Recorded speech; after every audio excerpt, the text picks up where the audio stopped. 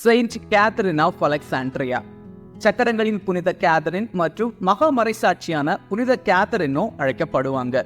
கிபி 287ஆம் ஆண்டு அலெக்சாண்ட்ரியாவோட கவர்னரான கான்ஸ்டஸுக்கு மகளா பிறந்திருக்காங்க கேத்தரின்.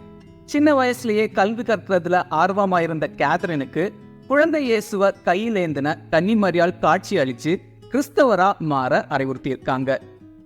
அந்த காலத்துல பேரரசர் மேக்சன்சியஸ் கிறிஸ்தவர்களை துன்புறுத்துறத பார்த்த கேத்தரின் பேரரசர் அணுகி கண்டிச்சிருக்காங்க. பேரரசர் 50 சிறந்த பாகன் இன தத்துவவாதிகளையும் மிகச்சிறந்த சொற்பொழிவாளர்களையும் அழைச்சு கேத்தரின் கூட விவாதம் நடத்த உத்தரவிட்டிருக்காரு. கேத்தரின் தன்னை எதிர்த்து விவாதம் நடத்தின 50 பேரையும் தன்னோட சொற்பொழிவால தோக்கடிச்சு 50 பேரையும் கிறிஸ்தவர்களா மாத்திருக்காங்க. இதனால கோபமடைஞ்ச பேரரசர் கேத்தரினை சிறையில் அடைச்சிருக்காரு. கேத்தரின் சிறையில் இருக்கிறப்போ 200க்கும் அதிகமான மக்கள் கேத்தரினை சந்திச்சிருக்காங்க. இதுல ரோமை பேரரசியும் ஒருத்தங்க.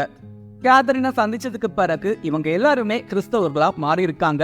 பிற்காலத்துல இவங்க எல்லாருமே மறைசாட்சிகளா கொல்லப்பட்டிருக்காங்க.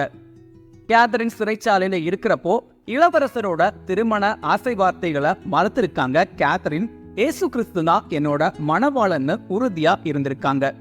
இத பார்த்த பேரரசர் கோபம் அடைஞ்சு கேத்தரினை ஒரு சக்கரத்துல கட்டி வச்சிருக்காரு. கேத்தரின் அந்த சக்கரத்துல கை வச்சப்போ அந்த சக்கரம் சுக்கு நூறா உடைஞ்சு போயிருக்கு. இறுதியா கிபி 305ஆம் ஆண்டு தலைவட்டப்பட்டு மறைசாட்சியா கொல்லப்பட்டிருக்காங்க செயின்ட் கேத்தரின் ஆஃப் அலெக்சாண்ட்ரியா.